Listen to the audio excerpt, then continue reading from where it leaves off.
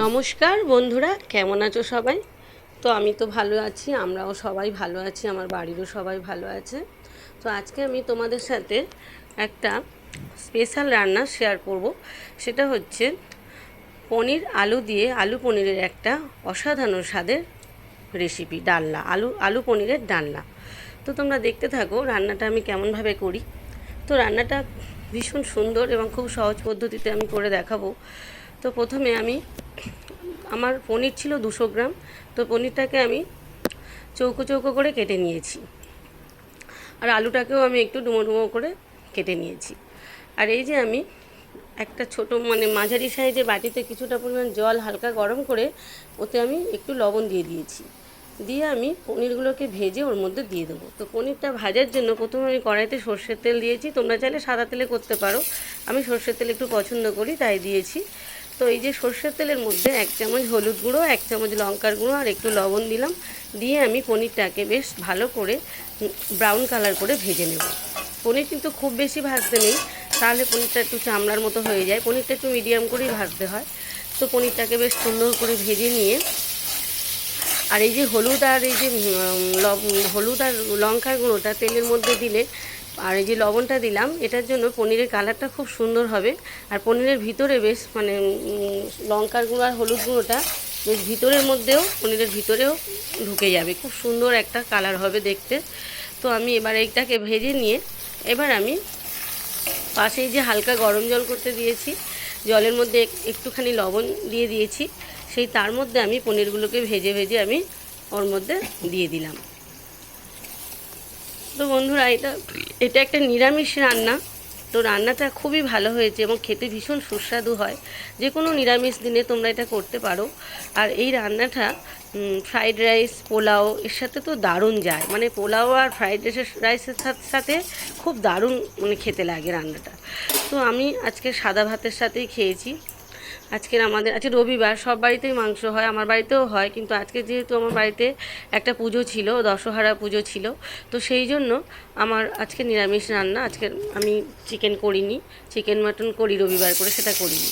তো এই যে পনিরটাকে যখন আমি জলের মধ্যে এই যে ডুবিয়ে দিলাম, তো তারপরে আমি ওই তেলের মধ্যেই আমি এই যে ডুমো ডুমো করে আলু কেটে নিয়েছিলাম, আলুটাকেও আমি খুব সুন্দর করে একটু সোনালি করে ভেজে নেব। তো আলুটা ভাজা আলুটা যখন আমি তেলের উপরে দিলাম, আমি একটু তার সাথে সামান্য একটু হলুদ গুঁড়ো ওর মধ্যে অ্যাড করে দেবো। দিয়ে খুব সুন্দর করে আমি আলুটাকে ভেজে নেব। তো আলুটা ভাজা ভাজা মতো হয়ে গেলে তারপর আমি এদিকে মশলাটা করে নিতে থাকবো। আমি এর মধ্যে যেহেতু এটা নিরামিষ, পেঁয়াজ রসুন তো পড়বে না, তো এর মধ্যে আমি আদা বাটা আদা জিরে, আমি 1.5 চামচ জিরে নিয়েছি, 1.5 চামচ ধনে নিয়েছি, আর একটু আদা নিয়েছি, আর একটা টমেটো নিয়েছি, আর কয়েকটা কাঁচা লঙ্কা নিয়েছি। নিয়ে এগুলো আমি মিক্সিতে পেস্ট করে নিয়েছি। নিয়ে এই যে তোমরা দেখো, এবার কড়াইতে আমি সর্ষের তেল দিয়ে তার মধ্যে একটা বড় তেজপাতা ছিঁড়ে দিলাম, 2টো শুকনো লঙ্কা দিলাম, গোটা গরম মশলা দিলাম, আর একটু জিরে দিলাম ফোড়নে। দিয়ে আমি ভালো করে এই যে ফোড়নে দিয়ে ভালো করে আমি এগুলো ফ্রাই করতে থাকবো। আর গ্যাসটা আমি একদম লো ফ্লেমে রেখেছি। গ্যাসটা কিন্তু হাই ফ্লেমে দেওয়া যাবে না, তাহলে সব কিছু পুড়ে যাবে। তো একদম লো ফ্লেমে দিয়ে আমি ভালো করে এটাকে হালকা হালকা করে ফ্রাই করে নেওয়ার পরে আমি যে বাটা মশলাটা করে রেখেছিলাম, আদা বাটা, আদা জিরে ধনে কাঁচা লঙ্কা টমেটো একসাথে যে পেস্ট করে রেখেছিলাম, সেটা আমি এর মধ্যে দিয়ে দিলাম। দিয়ে এবার ভালো করে আমি মশলাটাকে তেলের সাথে কষিয়ে নেব। তো বন্ধুরা, আমি কিন্তু গ্যাসটাকে লো ফ্লেমেই রেখেছি, আমি কিন্তু মিডিয়াম ফ্লেমে বা হাই ফ্লেমে দিইনি, কারণ মশলাটা পুড়ে যাওয়ার ভয় আছে। তো সেই জন্য আমি লো ফ্লেমে রেখে আমি ভালো করে কষাতে থাকছি। এবার আমি এর মধ্যে 1.5 চামচ হলুদ গুঁড়ো দিলাম, আর 1.5 চামচ শুকনো লঙ্কার গুঁড়ো দিলাম।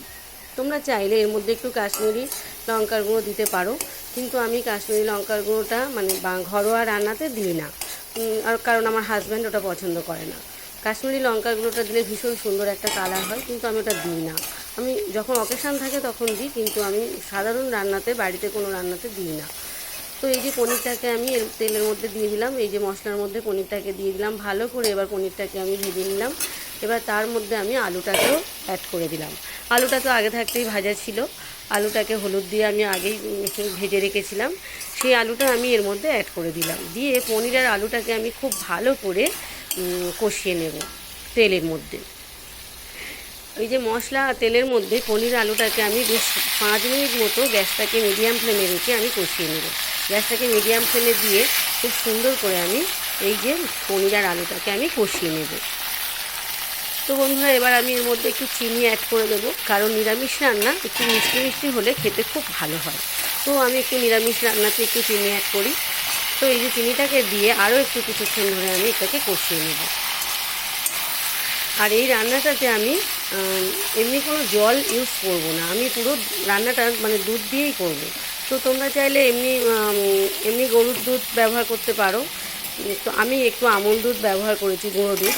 সেটাকে আমি একটুখানি গরম জলে সেটাকে আমি গুলে নিয়েছি, নিয়ে এই যে 1 গ্লাস মতো দুধ আমি গুলে নিয়ে এই যে দুধটাকে আমি এর মধ্যে অ্যাড করে দিলাম। আর তো আমি গরুর দুধটার থেকে আমি একটু আমুল দুধটা বেশি পছন্দ করি। তো এই যে আমি দিয়ে দিলাম দুধটাকে, দিয়ে এবার আমি ওই মিক্সি ধোয়া একটু জল এর মধ্যে অ্যাড করে দেবো। আমি কিন্তু এক্সট্রা কোনো জল আর দেবো না। তো তোমরা দেখতে থাকো, আমি কিন্তু এক্সট্রা কোনো জল আর দিচ্ছি না। এবার আমি এর মধ্যে একটু লবণ দিয়ে দেবো, দিয়ে এটাকে আমি কিছুক্ষণ ঢাকা দিয়ে রেখে দেবো। প্রায় 7 থেকে 8 মিনিট মতো এটাকে আমি ফোটার জন্য একটু টাইম দেবো, কারণ আলুটা সেদ্ধ হবে, সেই জন্য আমি এটাকে ফোটার জন্য একটু টাইম দেবো। তো এই রান্নাটা বন্ধুরা ভীষণ খেতে তো খুবই সুস্বাদু হয়। আর এমনি তোমরা যে কোনো নিরামিষ দিনে এই পদ্ধতিতে তোমরা করে দেখতে পারো একবার। ভীষণ সুন্দর খেতে হয়েছে রান্নাটা। আর কালারটাও দেখো বন্ধুরা, কি সুন্দর কালারটা হয়েছে, আর খেতেও ভীষণ সুস্বাদু হয়েছে। তোমরা একবার হলেও এই পদ্ধতিতে করে দেখতে পারো। তো এই যে আমি একটু এই রান্নাটাতে মানে এই আলু পনিরের রান্নাটাতে আমি একটুখানি গ্রেভি বেশি পরিমাণই রাখবো। তোমরা চাইলে এটা একটু মাখা মাখা মানে গা মাখা মাখা করতে পারো, কিন্তু আমি একটু গ্রেভি রাখবো এই কারণে। আমি মানে আজকে নিরামিষ রান্না যেহেতু ভাত দিয়ে খাবো, সাদা ভাত দিয়েই খাবো, তো সেই জন্য আমি একটু গ্রেভি বেশি রেখেছি। তো এবার নামাবার আগে আমি একটু 2 চামচ মতো, আন্দাজে 2 চামচ মতো আমি ঘি দিয়ে দিলাম, আর একটু গরম মশলা আমি এর মধ্যে ছড়িয়ে দিলাম। দিয়ে এবার ভালো করে আমি এই পনির আলুর মানে ডালনাটাতে ভালো করে আমি ওই গরম মশলা আর ঘিটা মিশিয়ে নিলাম। তো রান্নাটা আমার মোটামুটি প্রায় শেষের দিকে, আমার পুরো রেডি হয়ে গিয়েছে রান্নাটা।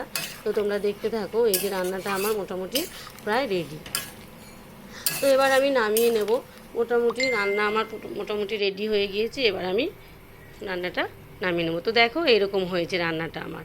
তো তোমরা কেমন হয়েছে একটু বলে দিও, লাইক কমেন্ট শেয়ার করে দিও। তো টাটা।